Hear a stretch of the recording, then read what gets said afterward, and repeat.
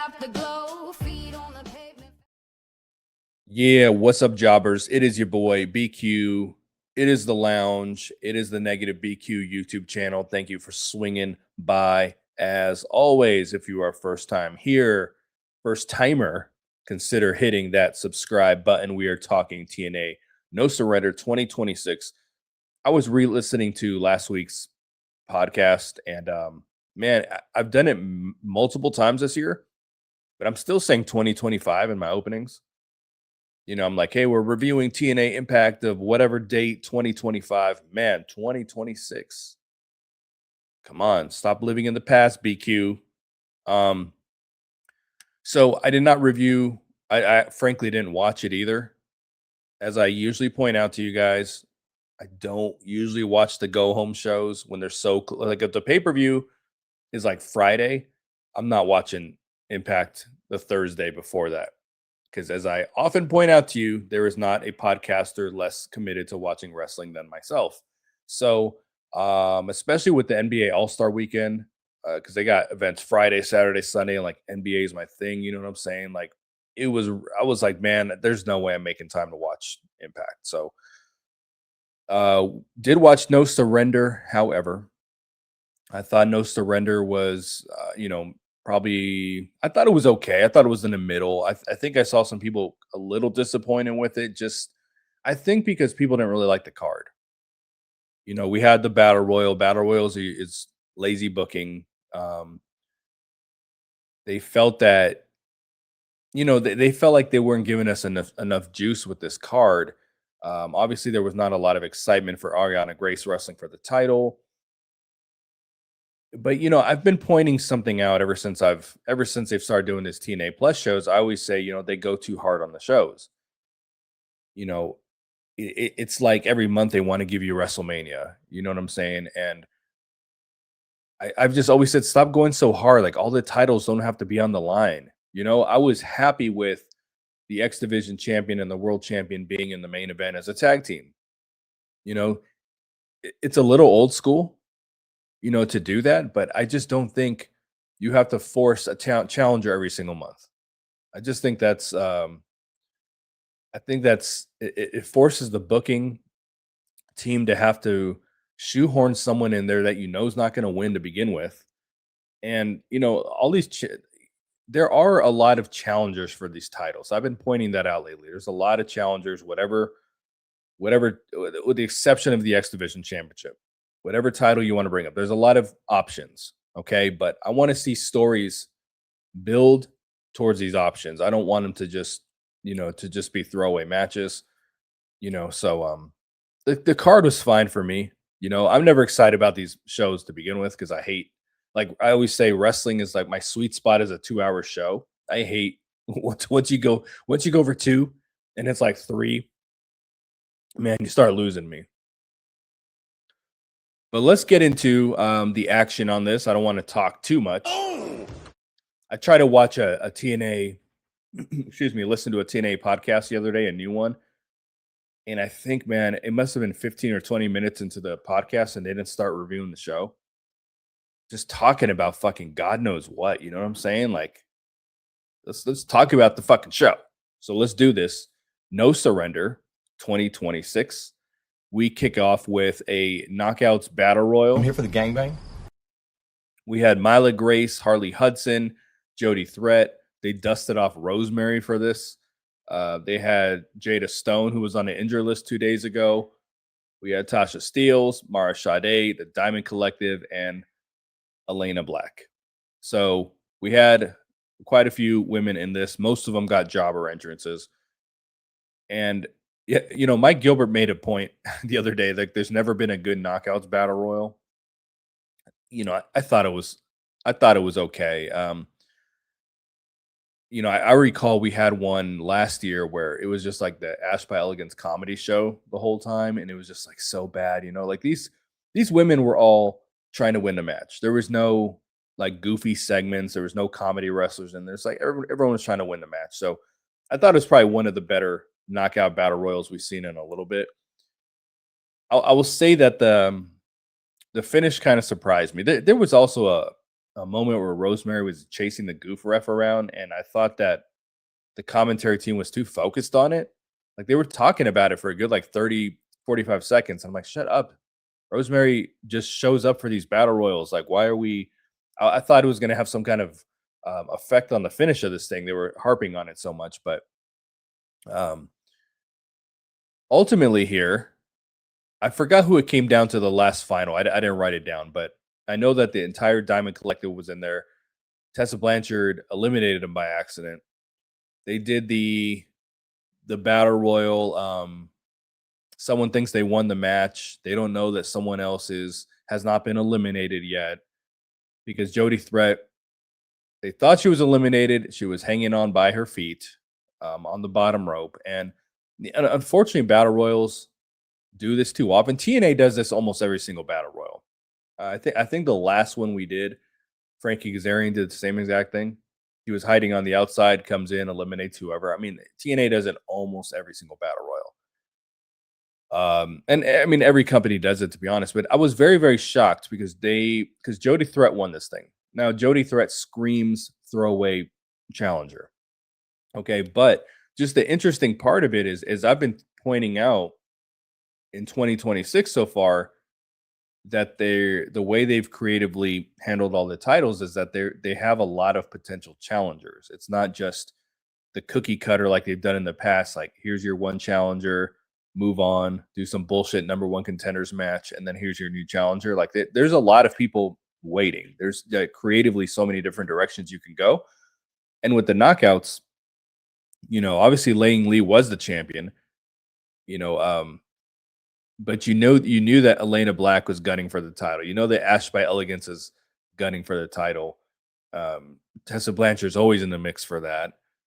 There's a couple other girls. I'm just off the top of my head. But there's just so many options. So I'm thinking here, okay, Elena Black is winning this thing. One of these girls who have made their intentions known that they want the belt. They're gonna win this thing, right? Jody Threat. Jody Threat wins this thing. I just felt like running. Really the last person I expected to win. And I was happy about this just because I want to see them try to do something with her as a solo act. I know I've said it ad nauseum that I thought that they handled the split of Spitfire very, very poorly, that they really could have had a great feud that elevated the both of them. I have talked about that many, many, many times. And, hopefully this is an opportunity to attempt to do something with her. I don't think she's like a star. I don't think you can put the belt on her. I don't think she's the face of your company, but she is much improved from when she first showed up because I was not impressed when they signed her at all. I wasn't impressed with either of them in Spitfire. And now, I have some interest in watching them. So yeah, Jody Threat wins this thing. Then after this, queen of the second segment, Gia Miller. I will kill you. She is backstage with Mike Santana and Leon Slater. And usually I give two shits about the Gia Miller interviews because they're cookie cutter. Second segment, Gia interview, stand there like a goof, But Mike Santana and Leon, we're talking about like two of the best talkers in this company. So even though it was like a short, quick segment, I was kind of into it. And Leon Slater let us know that he is not going to cash in option C. So Daria Ray tried to throw that out there that it could be a possibility. He is letting us know that it is not a possibility. And then it shows Jelly Roll ringside. Jelly Roll. So that's interesting. Like, it showed West Side Gun. Like, West Side Gun's always there. It's like fucking Front Row Joe or fucking Miguel going to the show. You know what I mean? He's always there. So I thought it was actually pretty cool that Jelly Roll was there, as he is obviously a much bigger star. Then we had international championship match. We had Stinks. Help! He's got a boner. I never understood like what does Stacks mean, and then I came across some link on Facebook. I guess he was a part of the phony mafioso gangster dude in NXT. I think he was in his stable, so he was Stacks. So I'm like, that makes actually Tony D'Angelo. So yeah, that actually makes a lot of sense. And then his name is whatever Lorenzo to Jay Lorenzo. So yeah, that makes sense. But him by himself, I'm just like, why is he Stacks? That doesn't make any sense. Anyway, he is defending the title against Trey Miguel. Is that Costanza over there? And, I kind of wanted to like this. I didn't think this was a very good match. I always said that Trey was the one of the Rascals who could have a singles match where there's some selling, there's some psychology, you know what I mean? Where the other Rascals, as much as I really, really liked Myron Reed, the other Rascals was pretty much like a dance routine every time they wrestled. So Trey is the one that I always felt could, as from a single standpoint, actually have a match. And he did here. This was by no means some kind of dance routine, but it was and I know it's not fair as people not in the industry, not in the business, to sit here and critique a match when we obviously don't wrestle, we're not workers. But we also critique sports and we don't necessarily have to play sports. So I will say this was a little botchy. There was a lot of things they were trying to do that they just couldn't for whatever reason. It was just not smooth. There was just no crispness to a lot of the match. So I wanted to like it. I didn't love it though. But Trey Miguel won something here. He won the title. Now this kind of screams like, "Hey, sorry, what happened at TNA? Come back, we'll put a belt on you." It's kind of screams that, but at the same time, the fans want to get behind Trey. They want to see him be the champion. People did not want Stinks to have the belt. So I think this is kind of exciting because it's a step up from the X Division championship and the X Division that Trey Miguel was just, buried in for so long. And I say buried, but I mean, he just never got out of it. And it seemed like he was getting ready to. They brought Zach Wentz over, and then they just reformed the Rascals, and then he just got stuck in a tag team division, and he just never, he never got there. And we've talked about it a lot that he could have been like a Rich Swann style world champion. They could have got him there. So this is exciting that he is the champion. It means Santino is not going to win the belt, so that's a good thing. That I kind of had that pegged wrong, even though you know what. I think they wanted to go that direction. Obviously, they didn't know Trey was coming back, so some change was made. Obviously, some kind of change, but yeah, Trey's the champion, and it means something too because most of the champions that have held this belt it's meant something. And I say most of the champions, it's Steve Macklin for the most part, but they've done a good job with this belt. This is not the digital media championship. He was not shedding tears over the digital media championship like fucking Laredo Kid. You know what I'm saying? Or I'd imagine he was. He has a mask on, but he was pretty emotional.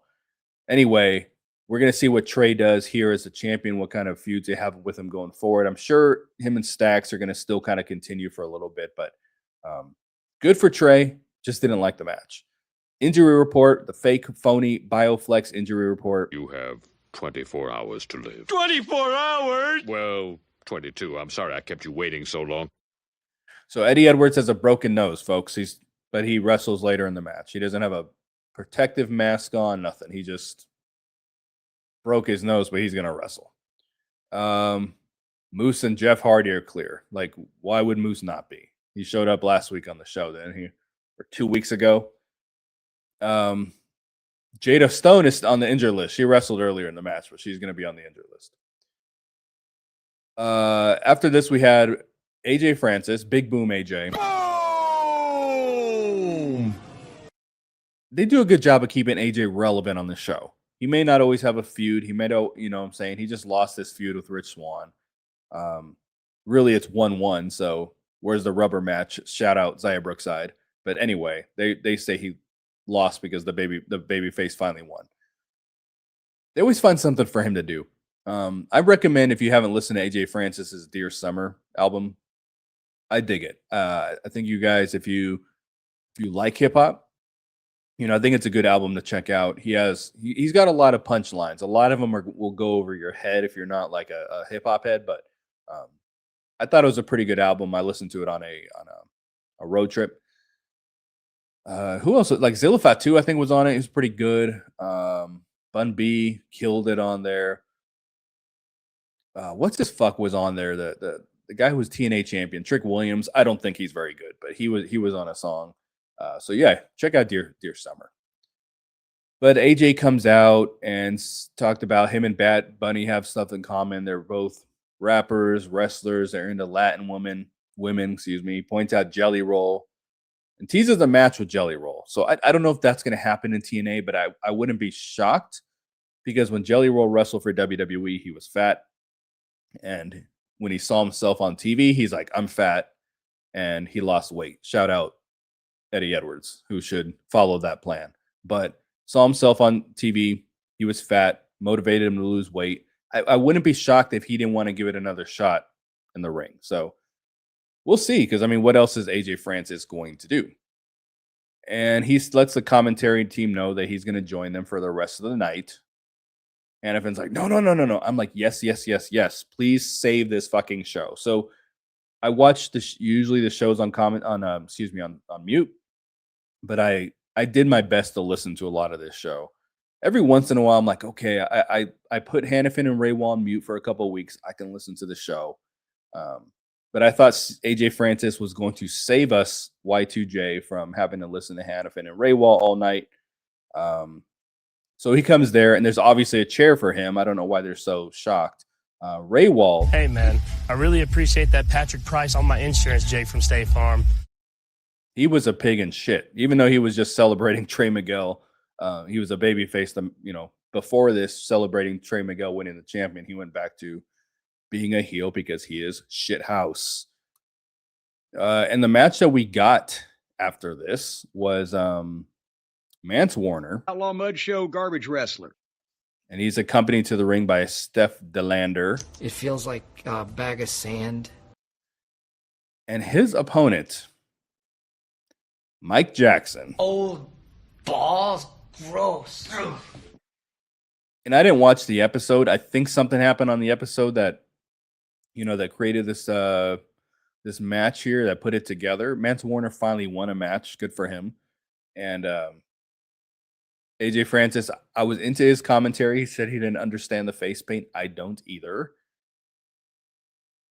And the match probably went a lot longer than it should have.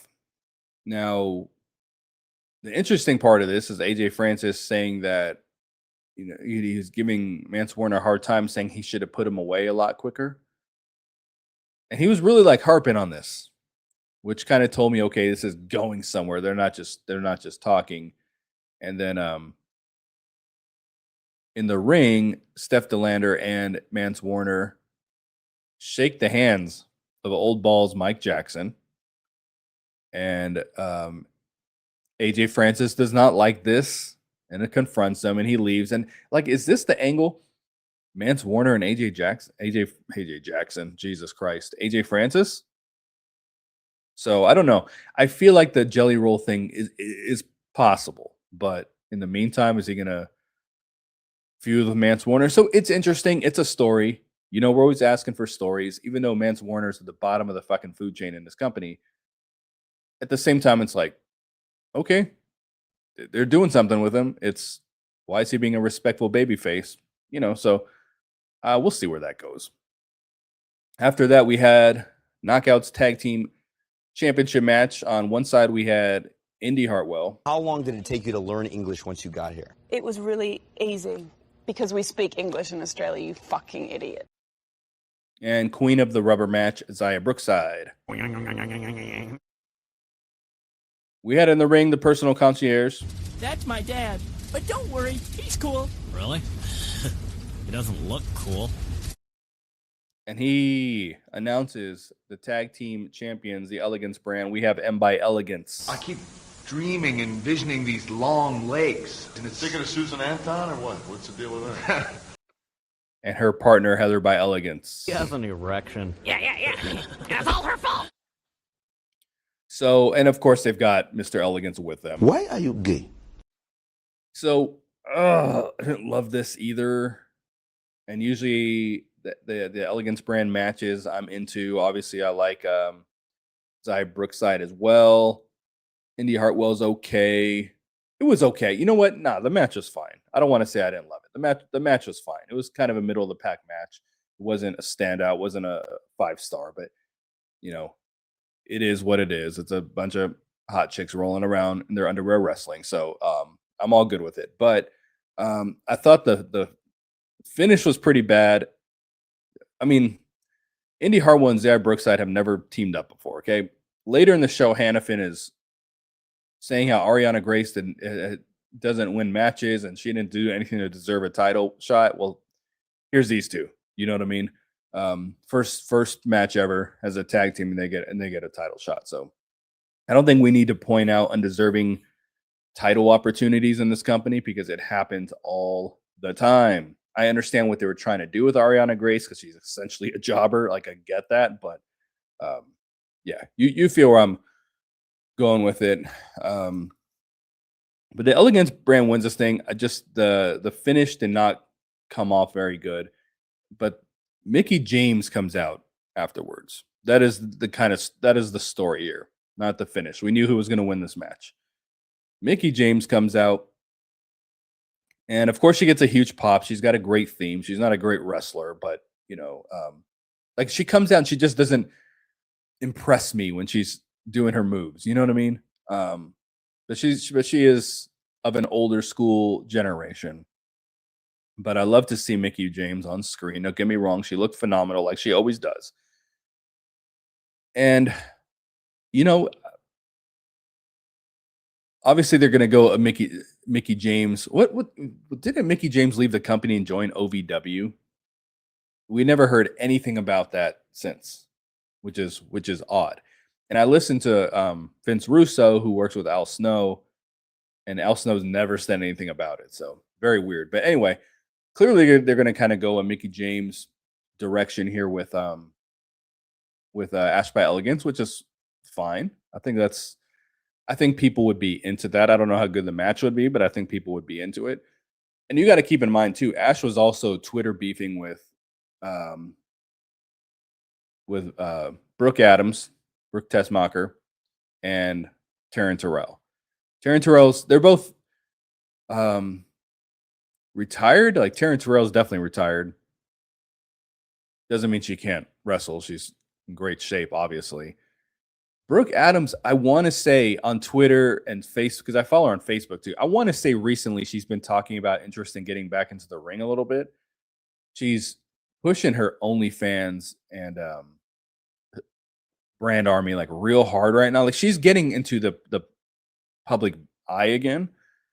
So I wonder if this could even go, maybe I'm fantasy booking here, but I wonder if we can get an Elegance brand versus Taryn, Brooke, and Mickie James, old versus the new. Like, I can see that maybe being a thing. I might be fantasy booking it into it, or at least trying to fantasy book it into existence. But I think Ash and Mickie is coming, which gives Ash something to do, so she's not just immediately in the title picture. So, shout out the creative team for that. Now, the real news here, though, is that we almost got the Ash by Elegance nipple slip. Come on, Teddy. Come on, Teddy. When she was running from her at the end there, she kept grabbing her boobs, like shaking them. She was trying to fix her top. So we almost got the debut of the nipple. I have guaranteed it will happen one day, and it will. Next match we had here was BDE. Big Dick Energy. And Eric Young. Today, I'm going to show you how to do a 3-day juice cleanse to reboot your body. Eric Young looks like the Lucha Underground logo when he comes out. Like, I don't understand what he's doing. But they showed last week on the show he was pile driving everybody and all that. I thought that was good. And I've been saying that I think they're handling BDE the right way. The first time he had the little match with Nick Nemeth, where Nick was saying you're an experiment, just you're a content creator, not a wrestler. Boom, boom, boom. Now we move on to everything is like real logical. It makes sense. Moves on to Eric Young, where Eric Young saying, I need your following, for the cleanse that has now been delayed to 2035. That makes sense too. So, it's a great second feud for BDE. And there was a cool spot here for me that BDE did a roll and a flip, and then Eric Young caught him in a power slam. Like, there were some old school moves on this show when later when the wrongcious were wrestling. I mean, there was like a back body drop, and I think one of them did a power slam too. I'm like, yo, man, these old school moves, like bring them fucking back. But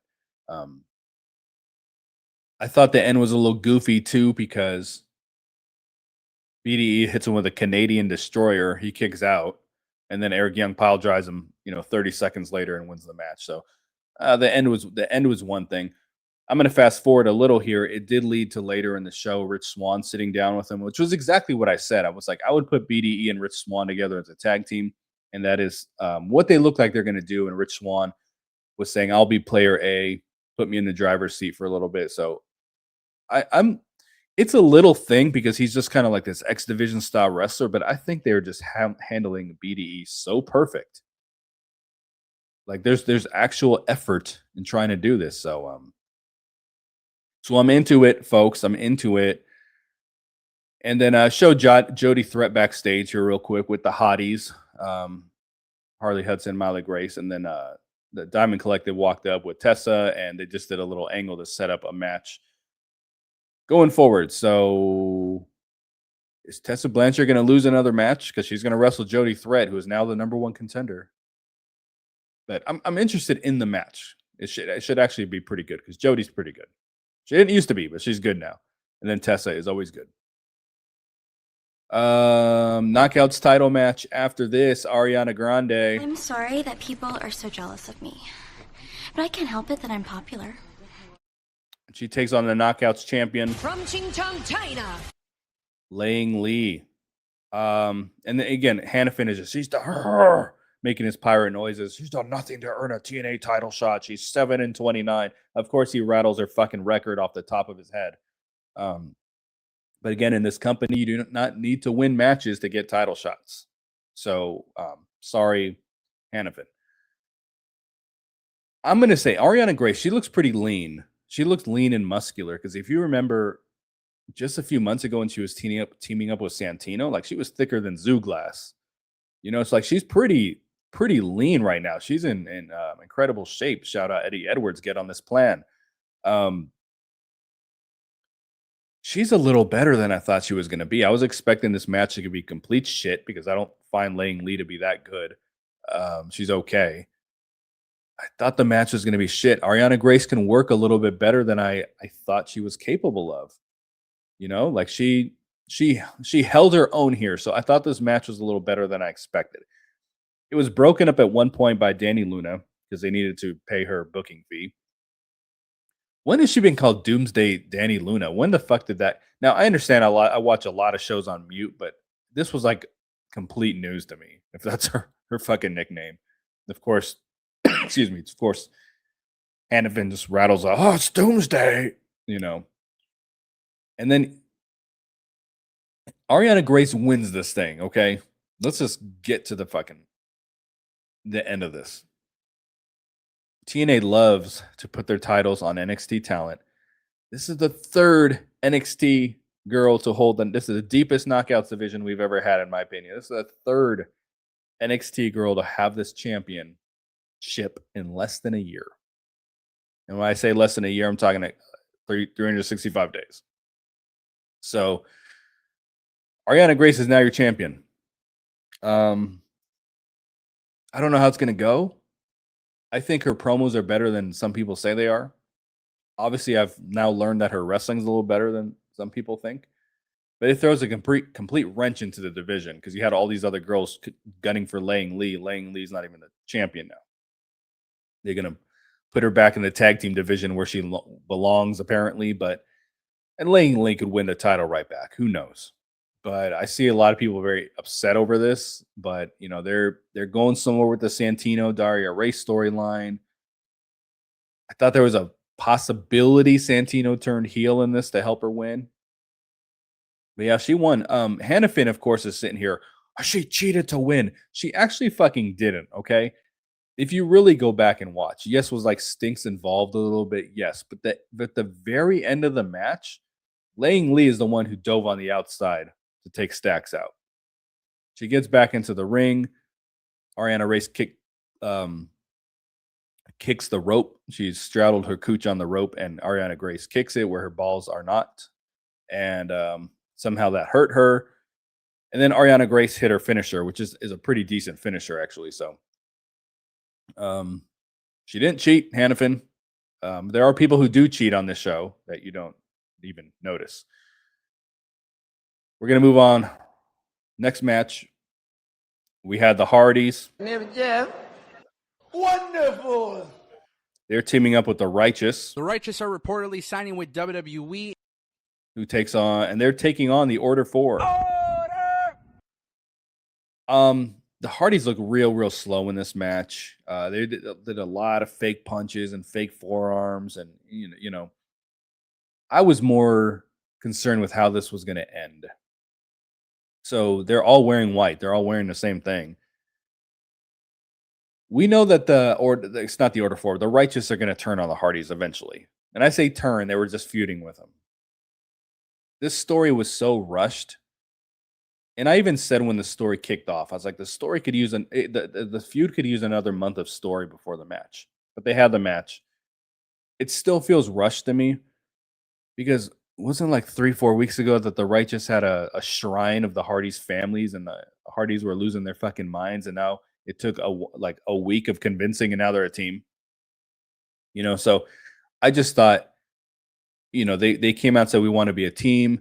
They made the match that show. You could have at least waited a week. They made this match that actual episode like 15 minutes later. It's all like real rushed. Like they're trying to go somewhere with it. Obviously, we'll see, but it's just rushed to me. But the Hardys, I thought, looked very old here. Order 4 ultimately wins this thing. Tasha steals, I think, threw powder in the face of Dutch. Dutch accidentally hits his finisher on Matt Hardy, and then 450 splash from Ali, and the match is over. Order 4 cannot leave on top, though, because then we get Elijah coming out. And Ali comes out and takes out Elijah. Even though they never show Elijah's face on screen, it's all very quickly. Phony Raywall is like, that's not Elijah. And fake Hannafin is like, oh, clearly it's not. It wasn't that fucking obvious, especially from where you're fucking sitting. I don't care if you got monitors in front of you. Fucking fake ass motherfuckers. But anyway, then Elijah pops out of the casket. They're going to have a casket match. Ali is up 2-0 in the feud. Ali is obviously going to go in the casket, but don't worry, Ali, you won the feud because you're going to win 2-1. And then after the match, it shows Santino. Sometimes may be good, sometimes may be shit. He goes into the back to look for his daughter, like 20 minutes after her match. Out comes Daria Ray instead. Diarrhea, cha-cha-cha. Diarrhea, cha-cha-cha. And Daria Ray was real good here. Just really talking down to Santino. Santino reaches to the back, and she's like, oh, what are you looking for, your sock puppet? She's a very good actress. There's a lot of people that can learn from her. I hope that she's very influential backstage in this company, but there's a lot of people that can learn from her. She's just talking down Santino. And I just thought the overall segment was very good. And then she went back into the room where the light was clearly out. The light was clearly off. There was nobody in there on this fake phony wrestling show. Fake and a phony, and I wish I'd never laid eyes on you. And then we move on to the main event. Oh, what a kick out. We have King of the White People. Ooh, I'm white. Eddie Edwards teaming up with Nick Nemeth. I've been talking to people walking here. We've been talking about next year, and I'm sitting there saying, I'm not going to be here. They are taking on X-Division champion Leon Slater. Here, I'm in charge. Do you feel in charge? And TNA World Champion Mike Santana. Yo soy tu papá. So I was really interested in how is this going to end? What is the finish that this going to be? We've got two champions on one side. We've got two world title challengers on the other side. How are they going to do this? We know that they don't like to have heels win main events. And if they do, they still end up getting their ass kicked so that they can go off the air with the baby faces, arms up in the air. It's like, how are they going to do this? By the way, the system's blue color scheme works. I like that for them. Eddie doesn't look as fat with the blue as he did in the green. But yeah, the match was good. But again, I'm also wondering, like I said, how's this going to end? What's the finish going to be? How does everyone come out of this looking strong? What are they going to do? So in the middle of this match, Mike Santana's on the outside. He gets attacked by Steve Macklin. Then you just fire. And Macklin's beating the piss out of him. Those are some real punches, real fucking forearms, not the shit the Hardies were doing in the match prior to this. And they're saying, oh, but he's fired. He doesn't work here. Another thing that was real rushed. As I said, don't ever do the Feast or Fight briefcase match again. Please never do that again, because you just brought the guy right back. And obviously he's going to be back. You know, the fake security came out, but if it was real, he would be arrested and all this shit. You know what I mean? So obviously he's a wrestler in the company and he's probably still signed. But there's a lot of intrigue there, Macklin and Mike Santana, because again, there's a lot of hands in a cookie jar. Who wants the world title? But we throw Macklin into the mix. It just makes things interesting. Now, at this point, I said, okay, it's 2-on-1. They're going to beat Leon Slater. He's the X Division champion. He's the lowest of the fucking totem pole in this match. You got two number one contenders, essentially. So they do the Macklin run in. And I'm just like, I'm old school. Like, once you do the run in, that has to play into the finish of the match. But no, it was just a way to get Mike Santana out of there. Yet, Leon Slater, wrestling by himself, ends up fucking winning this match. For what reason? He's the X Division champion because he's over. Some fucking lose sometimes. This is the fucking speedball Mike Bailey shit. Like, who just has to win no matter what at all times. You got two guys. You're trying to make them look like chicken shits that they can't win a match unless they cash in.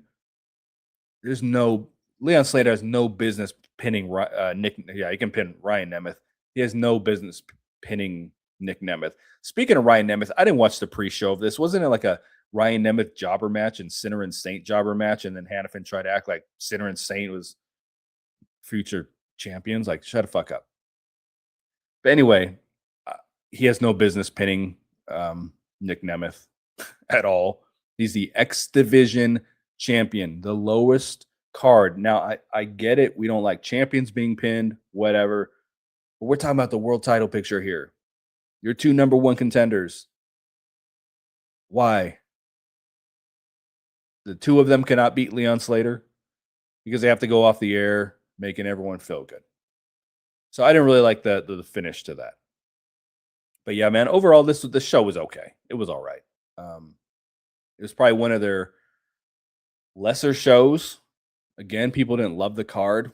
Card was okay to me. I don't need all these titles on the line at all times. So this is perfectly fine with me. But that is going to do it for me, folks. I am wrapping up the review of No Surrender 2026. And we'll be back to talk an episode of Impact very soon. I'm out. Peace. Peace.